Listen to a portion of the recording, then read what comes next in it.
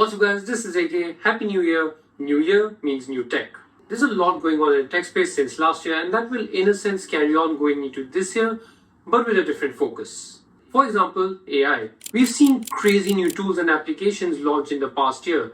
ChatGPT launched in November 2022 and it shook the entire tech industry. Ever since then, everyone is rushing to build the next big AI model. Last year, we saw many interesting language models like Google Bard and ChatGPT 4. Then we also have generative AI like Midjourney or the very popular generative fill in Photoshop. But what I've realized is that most of these are more for fun and experimentation rather than to assist with day-to-day work. So now that we've seen for an entire year what AI can do, the next step would probably be companies trying to build an AI model to fit the needs of the corporate world. Google launched Gemini last year with 3 different use cases, one of them being for large-scale organizations. I feel we're going to see more of these this year, but obviously there are problems with these, just to touch on it very lightly. Number 1, jobs. If you create an algorithm to do the job that you would usually get an analyst to do, unemployment due to AI might rise. Although I think there is some time before this actually comes into play, but it's a future that we can all expect and should be prepared for.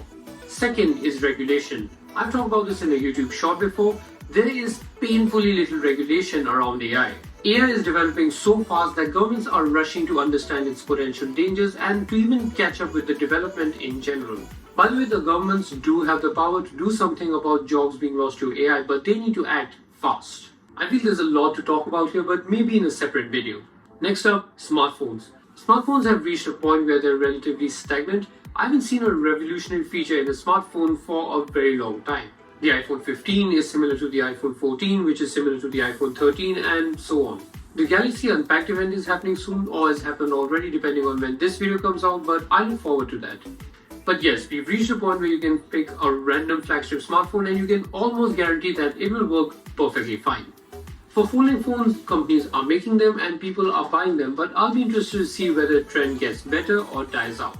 Oh, by the way, Google is planning to combine AI with its Pixel devices through Gemini, and Samsung is launching its Galaxy AI soon, but what we haven't seen is AI in a PC or laptop. Microsoft believes it's coming, and that's another interesting thing to look forward to. Next, I want to talk about virtual reality. Last year, Meta introduced the Quest 3, which was a huge step forward from the Quest 2. It's extremely fun to use, and I actually reviewed it on the channel, so if you haven't watched that video yet, link will be in the description below or up here. The Apple Vision Pro is coming out soon, although rumors suggest it will be slightly delayed. For such a complex device with such bold claims, I kind of expected it. Point is, virtual reality headsets are getting really good, not just for gaming but also for working. So it won't be long before we can type out documents by waving our fingers in the air. The Vision Pro could be a big leap forward in the world of mixed reality, but we'll have to wait and see about that. Lastly, sustainable technology. The war in Ukraine has forced Europe to speed up the development of sustainable technology within a decade, and I hope other countries will follow suit. Electric vehicles are becoming more and more widespread. I see a Tesla almost every day now when I step out. Many big companies like Ford, Hyundai and BMW are making EVs now, and that trend is likely to continue going into 2024. CES is right around the corner. That is usually the event with the most bleeding edge and innovative technologies, so I'm excited for that too. Anyways, that is it for today's video, just setting some expectations going into 2024.